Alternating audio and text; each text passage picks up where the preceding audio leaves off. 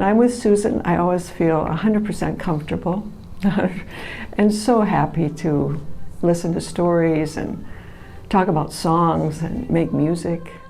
Hello, I'm Susan Boersma. The picture you are seeing reflects my childhood. I was born to musical parents who needed an accompanist. My mother was Dutch and my father was decidedly British, born in Kent and a tea drinker.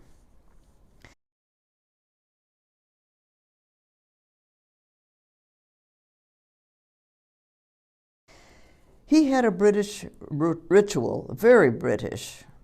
At meals, he sat at the end of the table and he took care of the tea. He would get up and carefully walking around the table, poured about a 1/4 inch in each teacup for each person's cup. He did this 3 times, so each tea drinker had the same strength tea as everyone else. They met in Kalamazoo, where my mother's trio was performing. My father and friends went to the concert. The family story is that my father pointed my mother out to his friend and said, see that alto in the middle? I'm going to marry her. They courted by long distance, Kalamazoo to Grand Rapids, and they married.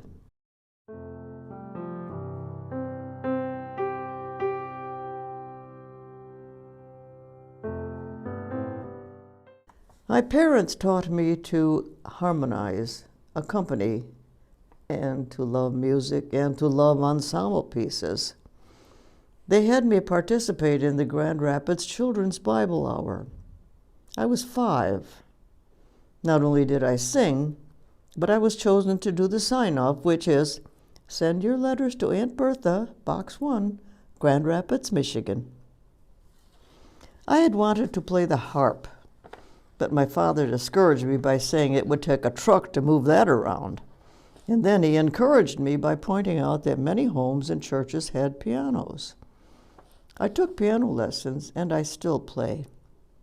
My father had a saw, a musical saw, as an instrument, which showed that he could find an instrument in every home. My life continued harmoniously, a blend of music and action, the rhythm of rowing, the thrill of a helicopter ride, and once I commandeered a piece of large farm equipment, but always with the enduring and universal qualities of music. Then Camp Geneva. I attended the camp as a child, and as a teen, young adult, I worked with the camp director, and I noticed the lifeguard. Jim. Jim and I were married and began our life of many people, many places, including Wisconsin, Massachusetts, Vermont, Ohio, and finally Michigan.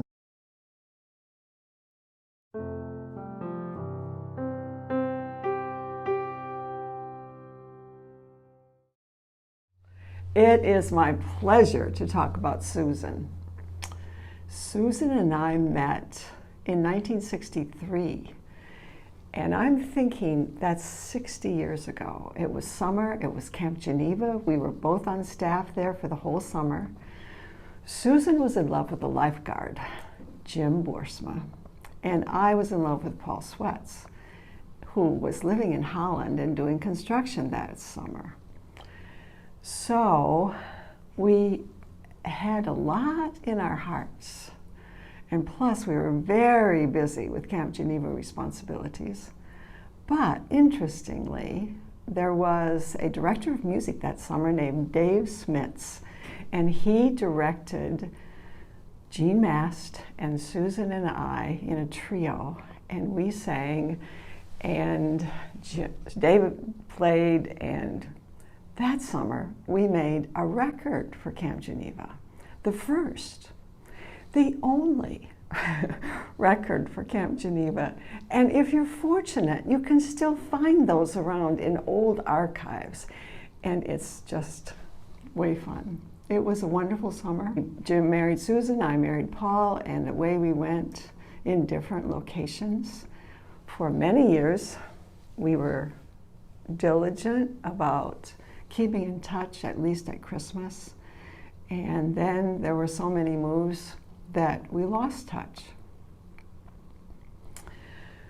And then 2012, in the spring, Paul and I visited Holland because his mother lived here at the time, and I went with his sister to Christ Memorial Church for choir practice, just for fun. And what should happen, but suddenly there, right before my eyes, was Susan saying, "Janice," and I'm saying, "Susan." So after 50 years, there we were together, and we hadn't seen each other for 50 years. A lot happened in that conversation. At the time, Susan and Jim were moving, and she told me they were moving to Freedom Village. And I said, "Freedom Village? Why? That's for old people." Well. She told me why, and I said, "Wow, those are good reasons." And the next day, we visited Freedom Village. And lo and behold, by the end of the summer, both Susan and Jim and Paul and I had moved to Freedom Village. And here we are. Now we both live on the same hallway. So friendships have a way of lasting. And that's a beautiful thing. When I moved here, at Geneva, I was a singer. And Susan did not know that I played the piano privately. But when she found that out, she said, "Oh, come with me and we'll play four-hand duets." Since she had been a piano teacher for a number of years, she still had lots of music. And she started me on the simplest things. And I played the Papas, and nervously we played in the atrium. But mostly we practiced together. And that was so much fun. We would laugh, and we would joke, and we would clown, and we would keep playing, and we just made a point of practicing every week. So eventually those casual atrium events became an auditorium event, and we really worked hard, and I practiced a lot, and she encouraged a lot. Well, we encouraged each other. And now we're still encouraging each other. It is my pleasure, my delight to know Susan, to be part of her journey now, to know her faith, to know something of her vision, to know something of the complications, and to be her friend. It is my pleasure to know Susan.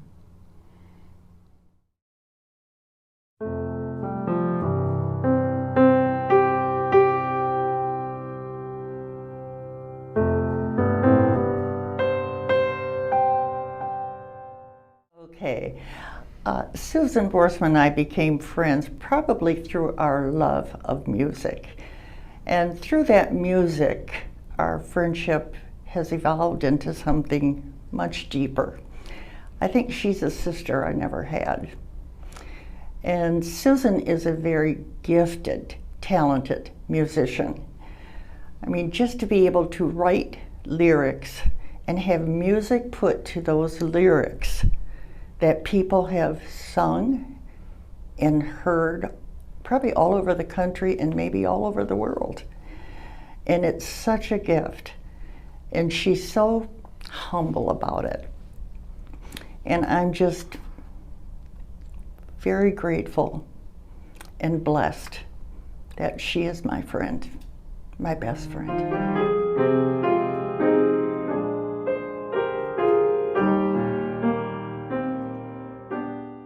My life's work and joy has been music, words and music. Words set to music have a singular importance. They're dimensional. We feel them as well as we see and hear them. How words are used with music are powerful. They can stay in our memory for years. Think of Happy Birthday or You Are My Sunshine, any of those. To get words and music to work together for choral anthems requires the synergy of collaboration. How did I become a collaborator? Oh, let me explain my work with Craig Courtney, composer of music. Jim and I moved from Vermont to Ohio. Craig Courtney just had moved from Salzburg, where he had taught at the Mozarteum, in order to become music director at Beckenhorst Press. The Courtneys and the Boersmas attended the same church, and Craig and I were on the worship team. He liked the way I wrote, and he challenged me to produce some original lyrics with the goal of creating an anthem with the music so welded to the text that it is impossible to separate them. The words come first. In the beginning was the Word. I read, and I read more. And then write, edit, write, read aloud. The text should sing off the page. To me, it is important to review what I have written by checking. Does it sound beautiful? Does it flow? Does it make sense? Does it engage the performer, the audience? I sleep on what I have written. I edit again. I sleep on it again. And I continue the cycle until I submit it to the composer who paints the text with music. During the collaborative period, it is necessary for the lyricist and composer to stay connected in order to keep the goal of a published anthem in sight. The first version is submitted to a publisher who can accept or reject the piece. If the publisher accepts the piece, the lyricist, composer, and editor work together until there is a final version, which then goes out. Choir directors, choirs, and audience create the synergy at its best.